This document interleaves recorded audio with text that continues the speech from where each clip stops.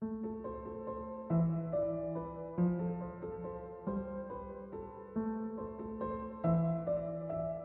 n'est pas de la mort dont la plupart des gens ont peur. C'est d'arriver en fin de vie en réalisant qu'ils n'ont jamais réellement vécu. Une étude a été réalisée dans un hôpital. Sur 100 personnes âgées confrontées à la mort, proches de leur dernier souffle, on leur a demandé de réfléchir aux plus grands regrets de leur vie. Presque tous ont dit qu'ils ne regrettaient pas ce qu'ils ont fait, mais les choses qu'ils n'avaient pas faites, les risques qu'ils n'ont jamais pris, les rêves qu'ils n'ont pas poursuivis. Alors, pourquoi existes-tu? La vie n'a pas pour seul but d'aller travailler, d'attendre le week-end et de payer les factures. Non, je ne sais pas grand-chose, mais je sais que chaque personne sur cette terre possède un don. Les gens ne choisissent pas leurs rêves, les rêves les choisissent. Donc la question est la suivante. As-tu le courage de saisir le rêve qui t'a choisi? Celui qui t'a modelé et attrapé, ou le laisseras-tu partir et passer au travers? La plupart d'entre nous avons peur du voleur, venant dans la nuit pour prendre tout ce qu'on en a. Mais il y a un voleur dans votre esprit qui en a pris vos rêves. Son nom est le doute. Si vous le voyez, appelez les flics et éloignez-le des enfants parce qu'il est recherché pour meurtre. Il a tué plus de rêves que vous ne l'aurez jamais fait. Il porte de nombreux masques et, comme un virus, il vous laissera aveuglé, divisé et vous transformera en une personne hésitante. C'est un peu vague.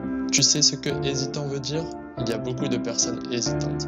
Tu hésites lorsque tu changes de boulot. Tu hésites quand tu es bloqué. Tu hésites quand tu te prépares. Juste des maths, pas de chiffres à calculer.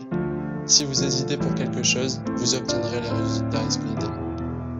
Quel est ton rêve? Qu'est-ce qui enflamme ton étincelle? Vous ne pouvez pas hésiter sur ça. Vous devez le vouloir de tout votre cœur. Allez-vous avoir des difficultés? Ouais, vous en aurez, pas de doute là-dessus.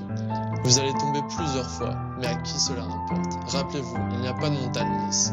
Il n'y a rien sans rien. Si vous voulez atteindre le sommet, il vous faudra passer par des chemins semés d'embûches. Il y aura des moments où vous serez stressé et déprimé. Mais laisse-moi te dire quelque chose. Steven Spielberg a été refusé 3 fois d'école de cinéma. 3 fois, mais il a continué.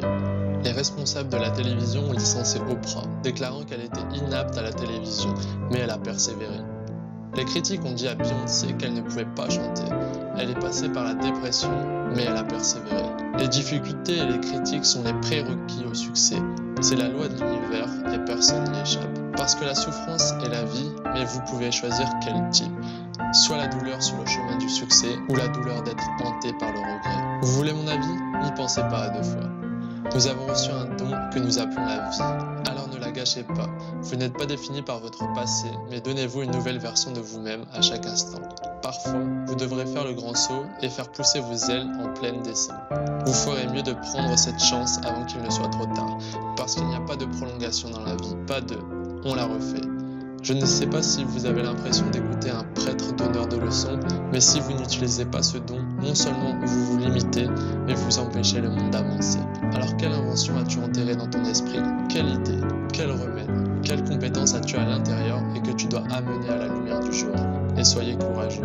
Dites ce que vous avez à dire depuis les coulisses de votre cœur. Vous ne pouvez pas revenir en arrière et faire un tout nouveau départ, mais vous pouvez commencer maintenant et finir en beauté.